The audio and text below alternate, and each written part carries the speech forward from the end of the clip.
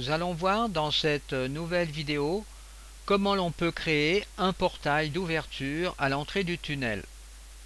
On commence par créer la porte dans 3ds Max par exemple. Alors ici la porte est composée de deux éléments, un élément gauche, left, ici c'est très important, par la suite pour tout ce qui concerne le script. Ensuite ici on a une porte right, donc droite. Alors, ce qui est important aussi, c'est les points de pivot. Alors, regardez, si je fais ajuster point de pivot, le pivot de cette porte se trouve de ce côté, vu qu'on va faire une rotation par rapport à cet axe ici. Le pivot de cette porte se trouve, lui, par contre, ici. Je ne reviens pas en détail sur les textures appliquées sur la porte. Simplement, c'est un multiple sous-objet avec deux numéros d'identification. Alors nous avons déjà vu ça dans d'autres vidéos que j'ai faites avant. Ensuite, j'exporte cette porte au format 3ds. Je retourne dans l'éditeur. Alors je cherche la porte qui est ici. Alors j'utilise Show Overview. La porte, Select. Donc si je déplace ma porte, voilà la porte comment elle est construite. Ensuite ici il y a les propriétés de la porte. Vous voyez, j'ai dû changer l'échelle de la porte. Ensuite dans ce qui concerne la partie script, eh bien ici donc on a le modèle, on a le preview, et ensuite dans la partie script, eh bien j'ai un script qui s'appelle Door Script que j'associe donc à cette porte.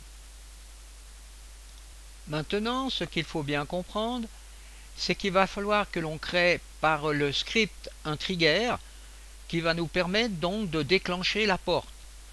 On aura un trigger qui sera légèrement avant la porte et un trigger qui sera un peu après la porte. Alors nous allons voir ça dans le scripting.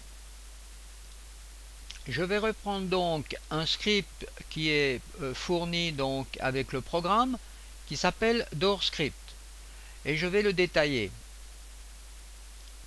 Au début du programme, on trouve cette fameuse classe publique Door Script qui est une extension de script, et ici on va faire donc appel à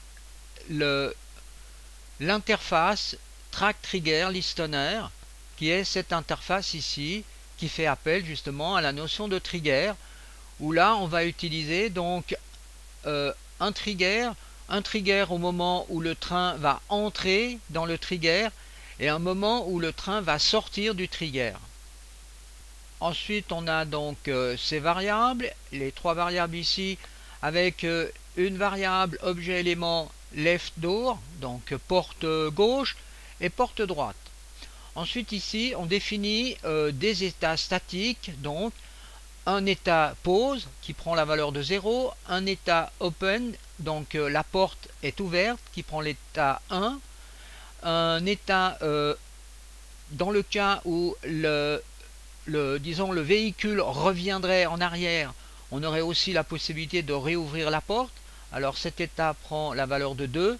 Et là, on a un troisième état ici, enfin plutôt exactement un quatrième état, qui est un état, donc la porte est fermée, donc la valeur sera de 3. Ces quatre états qui sont ici sont nécessaires pour la rotation de la porte. Alors, ou on n'a pas de rotation, ou bien on a une rotation dans un sens, ou bien dans l'autre sens, ou bien la rotation c'est la fermeture de la porte. Alors on retrouve ces états qui sont utilisés à cet endroit lorsqu'il faudra donc faire des rotations des portes.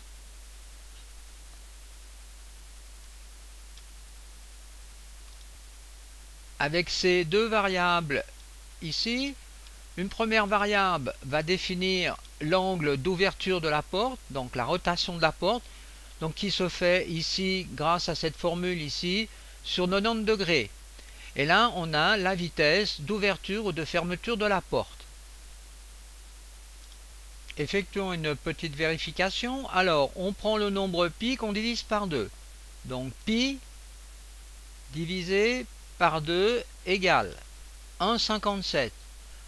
Alors 1,57 c'est une valeur en radians dans ce logiciel. On va convertir cette valeur en radians en degrés. Alors je mets 1,57 radians, et bien vous voyez ça correspond pratiquement à 90 degrés. Ici on définit l'axe de rotation de la porte. Alors c'est un nouvel vecteur 3, donc x, y et z, et on met sur la valeur de y 1, vu qu'on veut une rotation par rapport à l'axe des y, donc dans le simulateur no limit. Donc ici on a deux variables, une entière qu'on appelle état, state, et puis une autre variable floating point, rotation, rot. Ici on définit donc des track triggers.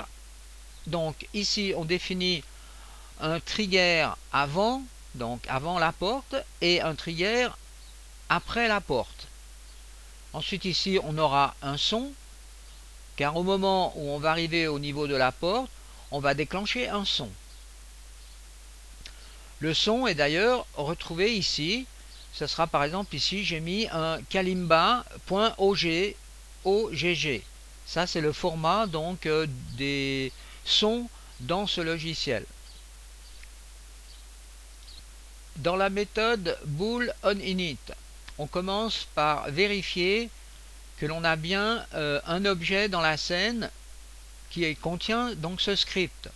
Alors on utilise ici un sim get scene objet for entity id.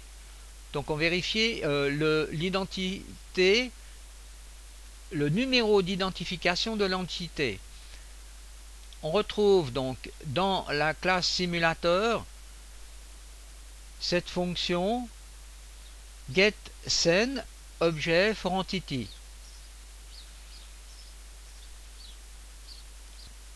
Donc si ce script ne fait pas partie d'un objet de la scène, eh bien on retourne un message d'erreur. Ensuite on fait la même chose pour chercher le nom des éléments, donc par leur nom qui sont sur le modèle 3DS. Alors souvenez-vous, on a left pour la partie gauche de la porte et on a right pour la partie droite de la porte. Et ici on a un test si ces éléments sont bien donc compris dans l'objet 3DS. Si ce n'est pas le cas, eh bien on retourne ces deux messages d'erreur ici pour la porte droite et la porte gauche. On fait ici la même chose pour le son. Alors on charge le son et si ce son donc n'est pas trouvé, eh bien on retourne aussi un message d'erreur. Les get éléments for name se trouvent donc dans la classe objet, scene objet, get élément for name.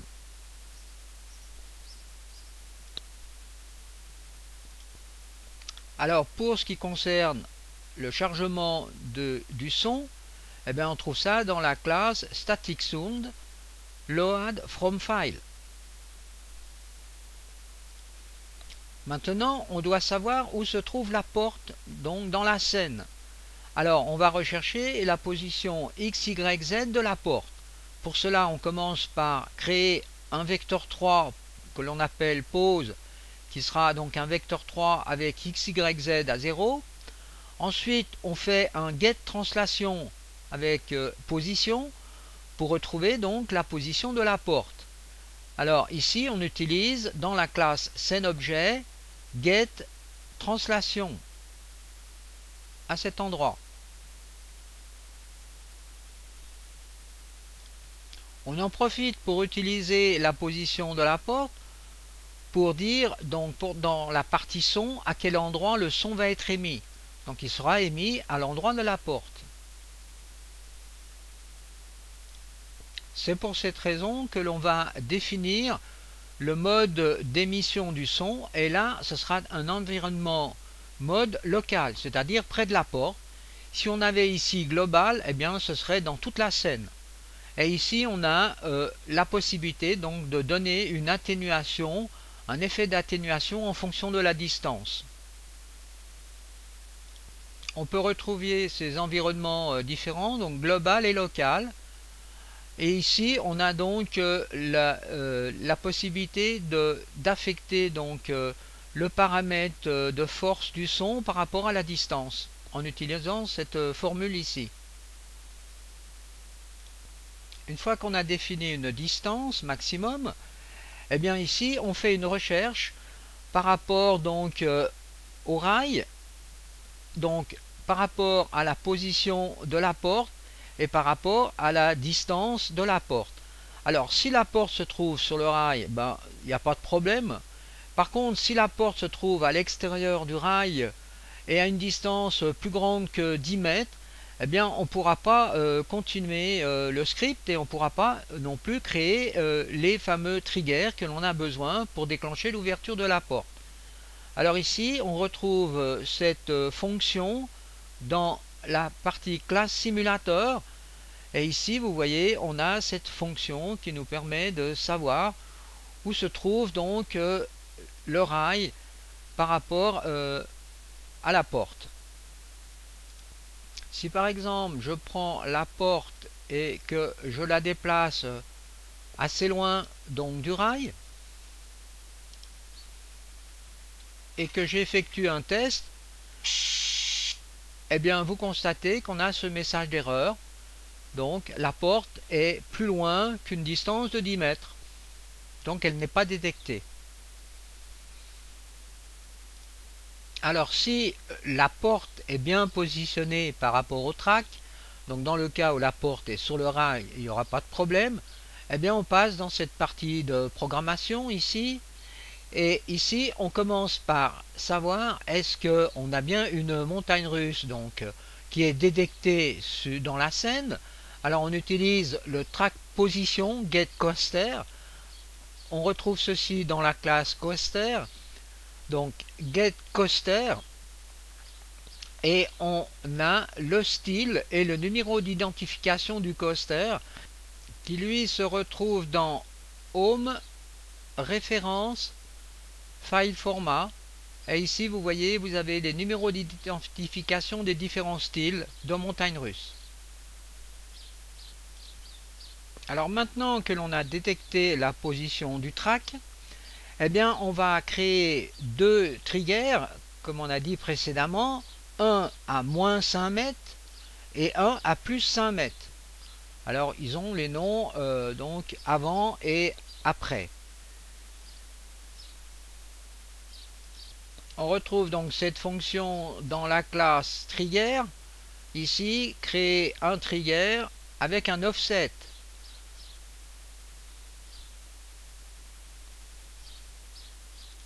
Ensuite, on ajoute donc ces deux triggers que l'on vient de créer précédemment dans une liste, donc track trigger listener. Alors, on a la classe trigger listener à cet endroit. Ces deux méthodes donc seront appelées lorsque soit le train entre dans un trigger ou soit le train sort du trigger. Ensuite, on initialise des variables, donc l'état, on met l'état de pause, et puis la rotation, eh bien pour l'instant les portes n'ont aucune rotation, donc 0 degré. Ensuite, vous voyez ici donc les méthodes qui sont appelées ici. Alors, dans le cas où le trigger before trigger, donc avant, et que la vitesse du train est plus grande que 0, eh bien on aura un état opening, c'est-à-dire un état ouvert. Et là, on va faire donc on va émettre un son. Le son au format OGG que l'on a défini préalablement. En somme, ici, on définit le sens du train. Soit le train va en avant, alors on va ouvrir la porte. Et si le train va ici en arrière, eh bien, on va aussi avoir une ouverture de porte, mais lorsque le train sera dirigé dans l'autre sens. Et maintenant, grâce avec ce switch qui se trouve ici, donc dans la partie où on fait donc un calcul du script à la vitesse du framerate du jeu, eh bien on va donc définir la rotation de la porte suivant donc l'état qui a été défini au préalable, donc à cet endroit qu'on vient de voir ici. Eh bien ici on aura donc une rotation de la porte, donc l'élément gauche et l'élément droit de la porte grâce à cette rotation sur l'axe et avec l'angle de rotation ici, donc un angle de rotation positif ici et un angle de rotation négatif ici. Donc ici voilà tout le script qui a été créé.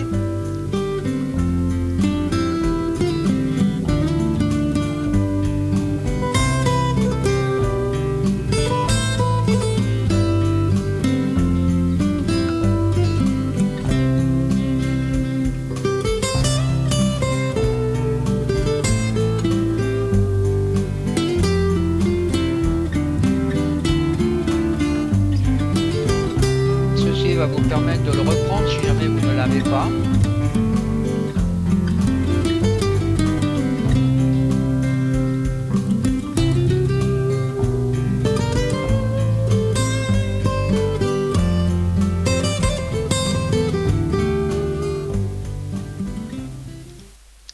J'ai rajouté ici dans la scène un projecteur qui se trouve en haut d'un mât. Eh bien, ce projecteur va donc faire une rotation en forme de swing au moment où le train va passer à une certaine distance donc de ce projecteur. Donc ici je rajoute donc dans le projecteur un script que j'ai appelé Trigger Light, qui est en somme une modification du door script que l'on vient de voir précédemment.